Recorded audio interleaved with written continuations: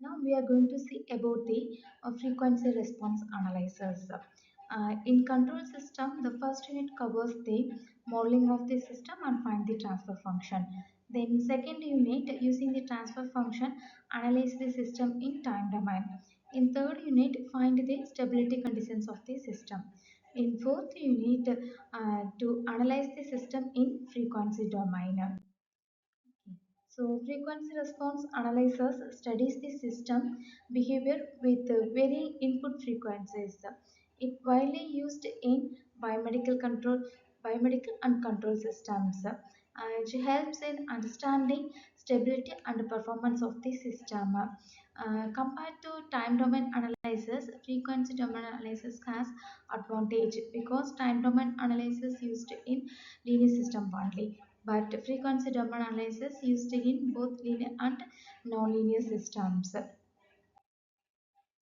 So in frequency domain analyzers, there are some domain specifications like resonant peak, resonant frequency, bandwidth, cutoff rate, gain margin, and phase margin. Here, this is used to analyze how the output changes with sinusoidal input signals. Input frequency is varied while observing output amplitude and phase. Then the results are represented in graphically for analyzing the system in frequency domain using these domain specifications. Here, a sinusoidal signal is applied as input to the system, then output also becomes sinusoidal but may differ in amplitude and phase. This forms the basis for frequency response analysis. Gain represents the ratio of output amplitude to input amplitude. It shows how much the system amplifies or attenuates signals, usually which is expressed in decibels. Then here the graphical techniques shown here, specified here. There are body plot, polar plot, Nichols, and MN circles. These graphical plots are used to analyze the system in frequency domain using domain specifications. The phase response indicates the phase difference between the input and output. It shows time delay or advancement of signals. Important for system stability analysis.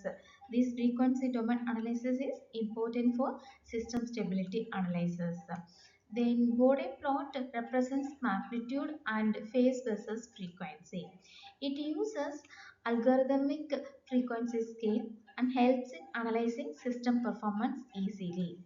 Then Nyquist plane shows frequency response in the complex plane.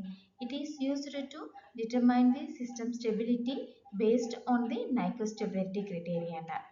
Then bandwidth is the frequency range where the system performs effectively. It is usually defined at minus 3 dB, that is minus 3 decibel point. Higher bandwidth means faster system response. Resonance occurs when system output is maximum at a certain frequency. It can cause instability or excessive oscillations. So these analyses are basic one in the control system but very important in biological and electronic systems. So compared to time domain analysis, frequency domain analysis is very important for accurate analysis of the system.